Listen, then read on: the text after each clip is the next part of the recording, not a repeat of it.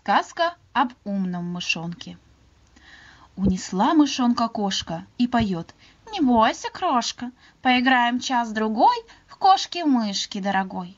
Перепуганный спросонок отвечает ей мышонок: «В кошки-мышки наша мать не велела нам играть». «Мур-мур-мур», мурлычет кошка, «поиграй, дружок, немножко». А мышонок ей в ответ: «У меня охоты нет, поиграл бы я немножко, только пусть я буду кошкой. Ты же, кошка, хоть на час мышкой будь на этот раз». Засмеялась кошка Мурка. «Ха-ха-ха! Ах ты, дымчатая шкурка! Как тебя не называть, мышки-кошкой не бывать!» Говорит мышонок Мурке. «Ну тогда сыграем в жмурки. Завяжи глаза платком и лови меня потом». Завязала кошка глазки, но глядит из-под повязки, даст мышонку отбежать и опять бедняжку хвать.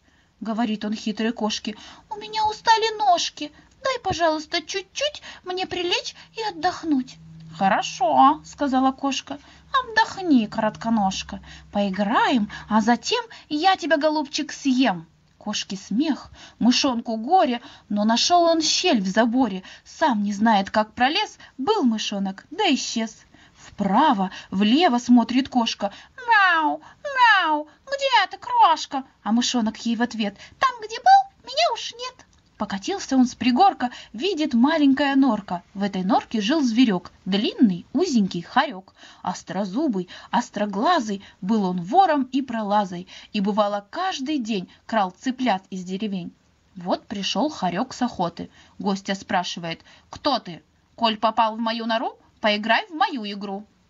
«В кошки-мышки или в жмурки?» — говорит мышонок юркий. «Нет, не в жмурки. Мы, хорьки, больше любим уголки». «Что ж, сыграем, но сначала посчитаемся, пожалуй. Я зверек, и ты зверек. Я мышонок, ты хорек. Ты хитер, а я умен. Кто умен, тот вышел вон». «Стой!» — кричит хорек мышонку и бежит за ним вдогонку. А мышонок прямо в лес и под старый пень залез. Стали звать мышонка белки: «Выходи играть в горелки». «У меня, — он говорит, — без игры спина горит». В это время по дорожке шел зверек страшнее кошки. Был на щетку он похож. Это был, конечно, еж. А навстречу шла ежиха, вся в иголках, как портниха. Закричал мышонку еж: «От ежей ты не уйдешь! Вот идет моя хозяйка, с ней в пятнашки поиграй-ка, а со мною в чехарду. Выходи скорей, я жду». А мышонок это слышал, да подумал и не вышел.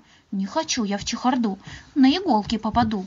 Долго ждали еж с ежихой, а мышонок тихо-тихо по тропинке меж кустов прошмыгнул и был таков.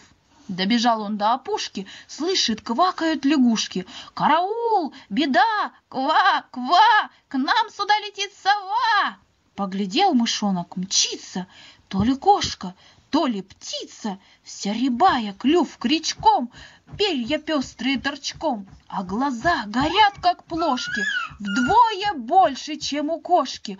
У мышонка замер дух, он забился под лопух. А сова все ближе, ближе, а сова все ниже, ниже, и кричит в тиши ночной: «Поиграй, дружок, со мной!»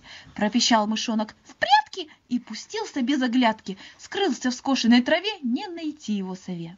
До утра сова искала, утром видеть перестала, села старая на дуб и глазами луп да луп. А мышонок вымыл рыльце, без водицы и без мыльца, и пошел искать свой дом, где остались мать с отцом.